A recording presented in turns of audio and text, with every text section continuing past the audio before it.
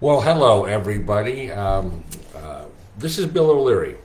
I'm an attorney and I do elder law and I do estate planning and probate. And so I'm going live here on Facebook and I do it every week just for those that may be coming across this for the first time. Go live as part of a regular series I've been doing for a number of years now. I call it Thirsty Thursday because if you're thirsting for knowledge and information, then I'm here to give it to you. You come to the right place. So, topic today, I'm going to talk about what does having a power of attorney with dual or co-agents mean.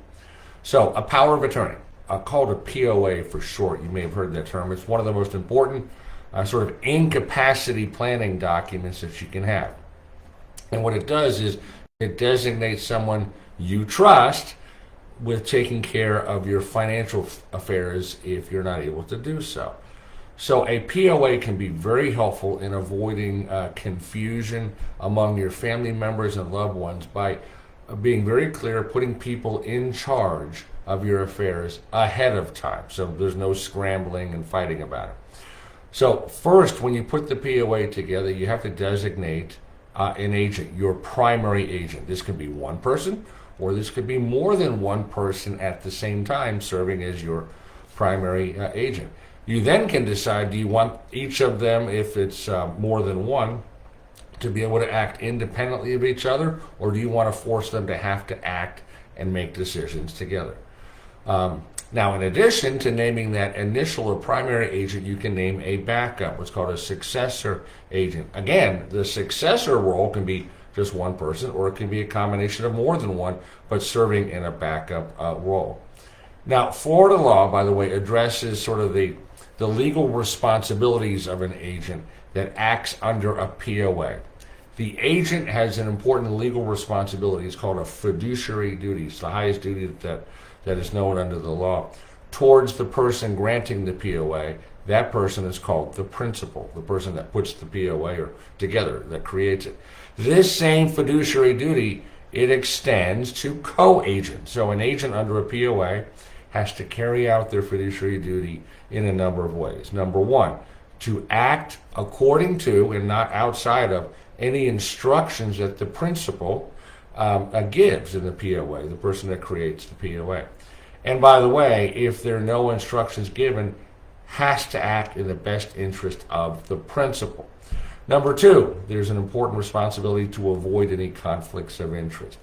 Also, it's important to make sure that the agent, that is, has to make sure that the principal's separate assets, separate property, are maintained separately and are not commingled with the agent's assets. Also, the agent has to make sure not to make any gifts of the principal assets to him or herself without specific authorization in the POA. Basically, the agent can't feather their own nest unless the POA specifically allows it. Also, there's an important responsibility that the agent has to keep good records of receipts and transactions and disbursements, transfers that are made by the agent on behalf of the principal, and be able to share that information to third parties if the principal wants the agent to share it with third parties.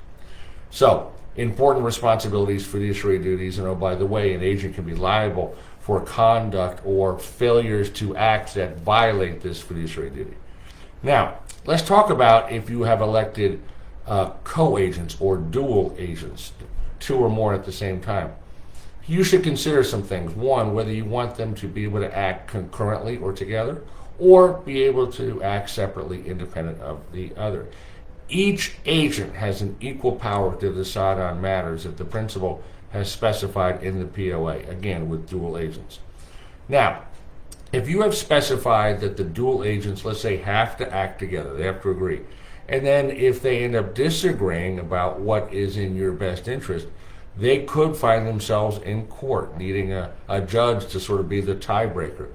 So think about it. Waiting for a judge to make a decision can cause a delay in situations which could be a bad idea. For example, let's say a healthcare aide needs to be hired to help you, or think maybe government benefits need to be obtained or applied for, And if there are disagreements among dual agents, this could sort of slow down or delay getting the appropriate care or benefits that you need. So for this reason, some people recommend allowing agents to act separately, independent of the other.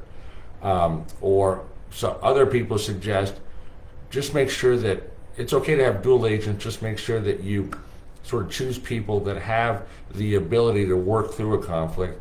Others even suggest don't even appoint dual agents, just appoint one person as an initial agent, and you can name somebody as a backup. And by the way, the successor agent can step in where your primary agent is not able to do so, or even if they are able, they're not willing to do so. Nothing under the law that forces them to serve in that role.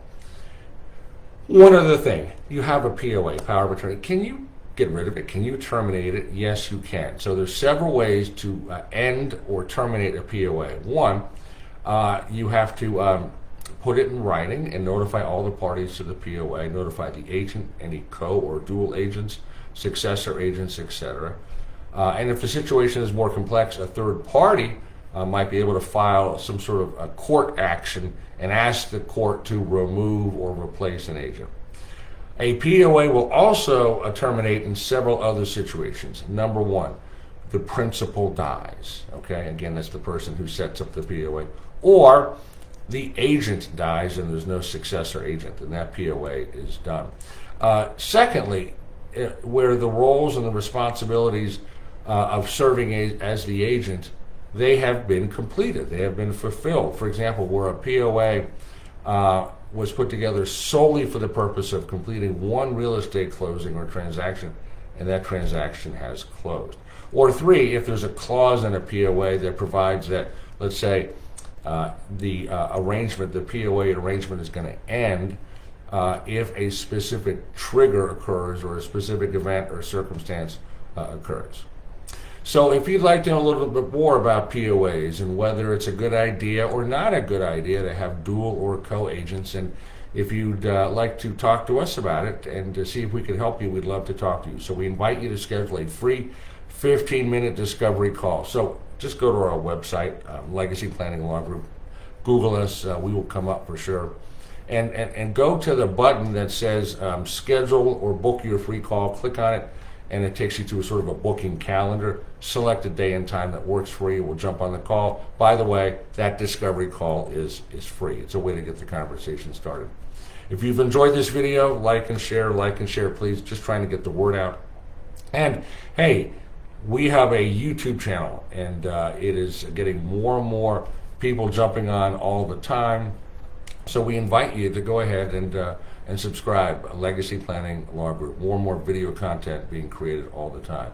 So I'm going to give another talk next Thursday at about the same time. Again, part of our Thirsty Thursday series. So if you're thirsting for knowledge, we will quench your thirst. So Bill O'Leary, signing off for now. Go make it a great day. Make it a better world if you can.